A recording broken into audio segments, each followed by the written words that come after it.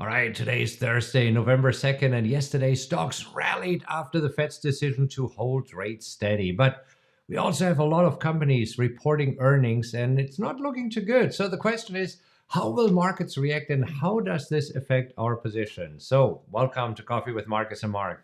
In this show, we are going to talk to you about what's happening in the markets and how we are trading it. If this is your first time here, I'm Markus Heitkoetter. This super smart guy over there is my head coach, Markus, and we're real traders who trade live accounts. So therefore, we got a lot of trading experience, and we're showing you how we trade these crazy markets. So trust me, we know our stuff, and we're not afraid to tell you like it is. So if you're here looking for some honest insights into the fascinating world of trading, you are in the right place. And stocks are rallying. The Fed kept decisions the same, Mark. Yes, big news. Did it. I get some steaks. And I'm done talking about it. So for those of you who've heard me talking about winning steaks for Markus for the last 2 months, you won't have to hear it again until I make another bet that I win. All right. And I already ordered them last night, 88 ounces of meat on the way Woo! to you. All right. I could do something with that. I bet. Smoke it, do All right. something with it. Reverse So, sear it. We'll see. yeah. So let's take a look at the markets, and quite interesting. So 5-minute chart of the S&P. So this is where yesterday we had the decision of the Fed of keeping rates steady. And at first, markets were like, okay, what does it mean? Moving a little bit higher, moving a little bit lower. And then we had the Powell press conference right after this. And it was interesting. I listened to it. Did you listen to the press conference? A little bit. I had a coaching call, kind of mid press conference, but I listened to a little bit. Yeah. So, I mean, Powell basically said, well, we don't know if we are done raising rates yet, and we don't know if we will keep raising rates. So, I mean, we talked about it this morning, Mark, in our coaching call with our mastermind members. You said that some think that this was a rather dovish talk. Yeah, I heard an analyst basically say this was the most dovish he's been, that being Fed Chair Jerome Powell, the most dovish he's been since the rate hike campaign began. And, I think that because, again, even though I was right about the Fed not raising rates, and honestly, that was a guess and kind of guessing on where data might end up.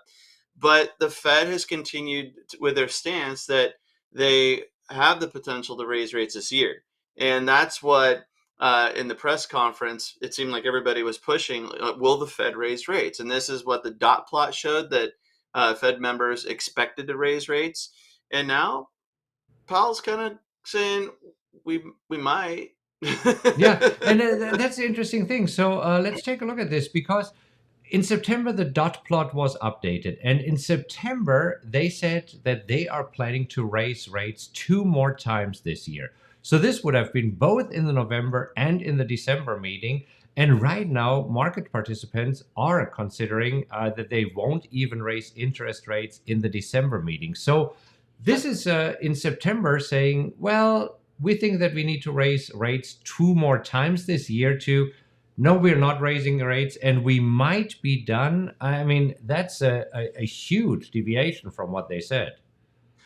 Exactly. And this is where, on the other hand of the coin, they've always said we are going to be data dependent and focusing on the data. And we also saw that those longer dated yields actually were kind of doing the Fed's job for them, because we had that spike in the 10-year yield. And so there are some factors to show that we're not where we were back in September, even without a rate increase.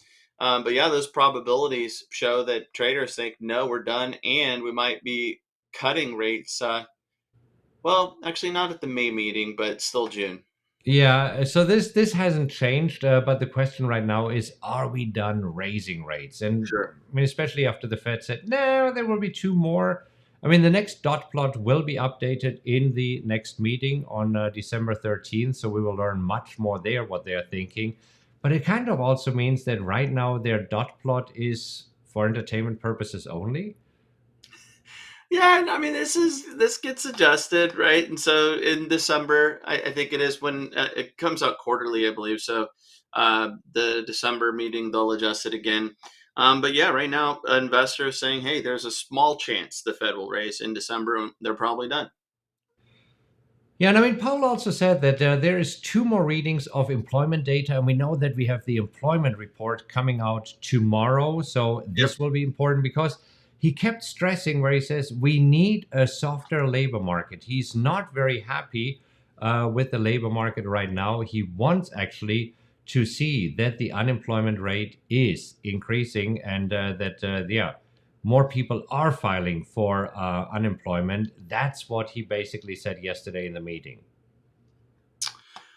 Yes, and so the jobs report definitely a biggie, and that's something that the Fed's keeping an eye on for sure. But even this morning, it's a low impact report. But did you see the preliminary unit labor cost change? Yeah, That coming in that's at like that's a big difference, and that could be a sign that inflation is lightening up a little bit. yeah, and this was interesting also yesterday to hear in the Fed meeting where he basically said, okay, he kind of brushed over the data that inflation was a little bit hotter in the last reading because he said, no, we see it's on the right path, and they are very well aware of the lag that is happening. So I think this also where traders were kind of happy to hear that Powell is not overly concerned that recently CPI has been ticking up, PPI has been tipping up, PCE has been ticking up. I mean, all of these inflation gauge that he said, no, we are on the right track. And as always, I mean, you can probably already recite it. Our job is not done, and our mandate is to bring it down. And we are deeply committed, blah, blah, blah. We have heard this many, many times. But yeah, I mean, because of all of this, the S&P now above the 200-day moving average again. And today, kind of up, up and away. Absolutely. 4,200 was the level to keep an eye on yesterday, and all of a sudden it's 4,300 today.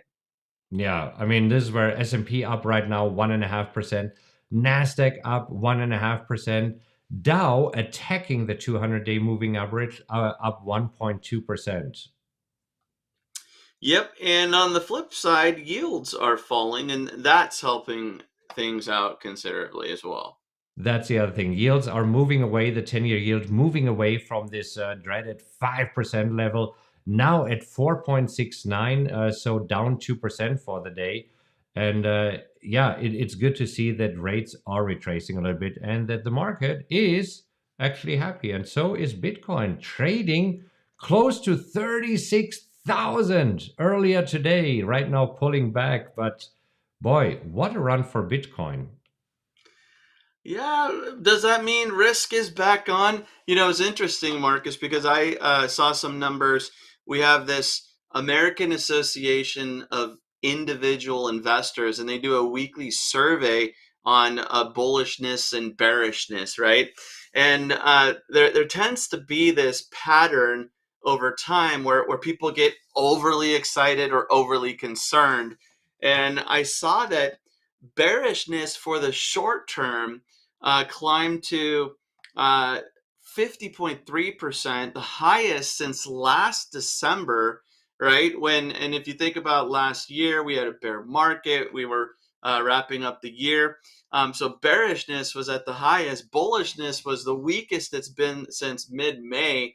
And if you're a contrarian, thinking that the opposite will happen, maybe there's this buying opportunity and we have a risk on environment, and that might be why the markets are up and Bitcoin is up, because when you're bearish or people think that things are going to get worse, there tends to be money on the sidelines. And then as soon as things start to look better, where does that money go? Back into the market. Right, right. And I mean, this were, yes, excitement about Bitcoin, but then also excitement about all of the AI excitement. So AMD just had a great day yesterday, Last Hmm. year or earlier this year, Nvidia was in the spotlight. Right now, it seems to be AMD. I mean, yesterday up, what was it? Like 9%. Yeah, huge. So after reporting better than expected earnings. On the flip side, Solar SEDG again saying, ugh, it's not looking good, but quite a reversal here today. I mean, in pre market trading, they were down as much as 20%, still down 8%, but clawing their way back up. Yeah, this one's interesting because back in October, when we were in Grand Cayman with the mastermind group, SEDG, they announced some concerns about guidance. And so there was that big drop on Friday the 10th. Seemed like it was a little bit of an overreaction, but then the stock started to fall back towards that that news drop. And then same thing today, opening lower, some panic. And even though it's down 8%, which is no fun for anybody that holds SEDG. Looks like a bit of a reversal. But for me, more importantly, CSIQ doesn't seem to be impacted. Where with that first reaction back on October 20th, there was a bit of a reaction with CSIQ. Yeah. All right, let's take a look at our position. Since you mentioned CSIQ, this is where right now, I mean, CSIQ really shaking off this news because SolarEdge actually reported a loss for the first time in a long time. But today, rallying right now up 7% for the day. Yeah, this is interesting, and we've talked about the 20 level.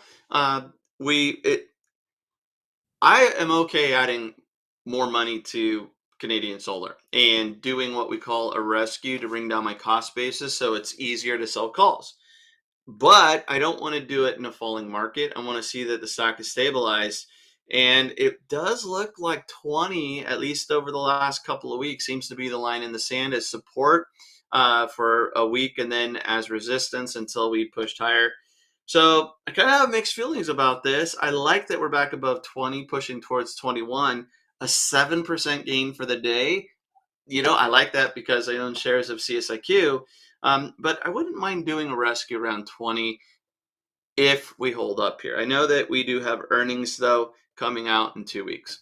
And I do believe that there will be another possibility because look at this. I mean, we had a very similar move here where we had a huge bounce back and then again consolidating at this level. So I do believe that we might have some more consolidation at the 20 level. But today, CSIQ shaking off what happened with SolarEdge, having a tremendous day. And yeah, I'll take it.